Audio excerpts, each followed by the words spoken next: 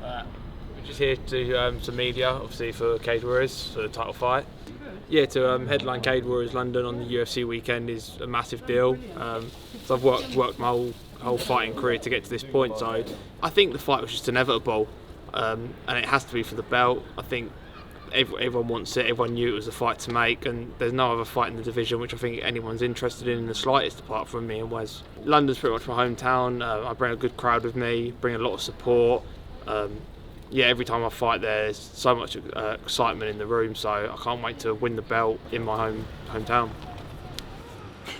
It is special, you know. Like I call this fight for a reason, you know. I've been watching Wally, and we fought on the same card a few times, and he's always like a very exciting fight, very chaotic, very like a lot of like blood on his fights, very bloody, you know. And I don't need to speak much about myself, you know.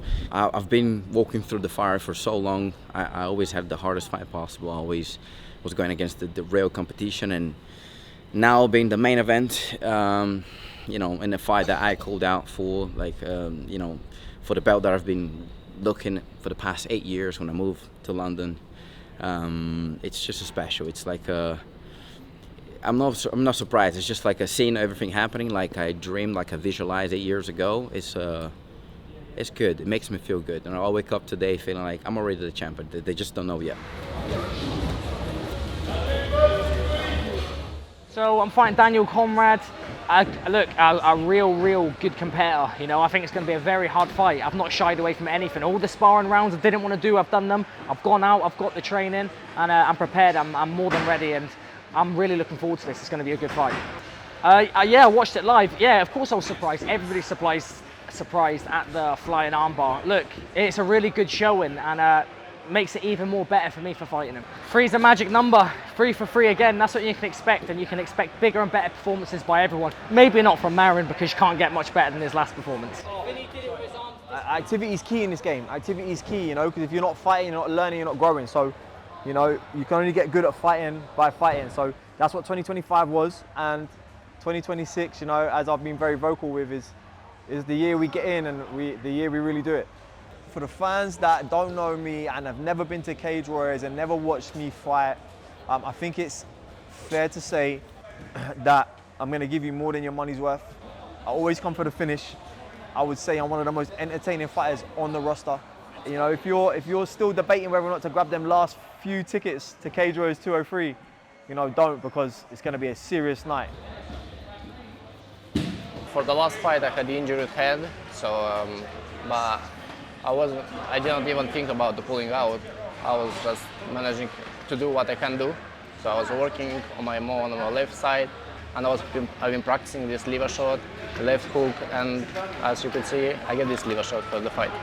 I don't really know much about my fight. I don't like to study my opponents. I just give this to my coach.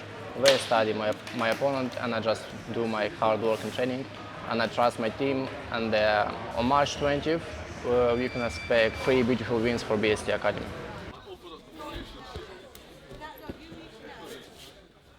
I think it's going to be pretty sick for the London cards, actually, because a lot of the fans know me and know him. They're sort of mutual in that sense, and people are excited to see him fight, people are excited to see me fight. We both bring a really exciting style. In my last fight, I showed some of it. I wouldn't necessarily that I showed my full skill set, in all honesty. But I've got more and more to show, and I'm quite excited that this fight I'm going to be able to let go a little bit more, show a bit more of my skill set, and put on another exciting sight for the London fans. It's amazing. I don't have enough words to explain it. Like when Graham texted me and telling me, okay, we are going to Spain, I didn't believe it.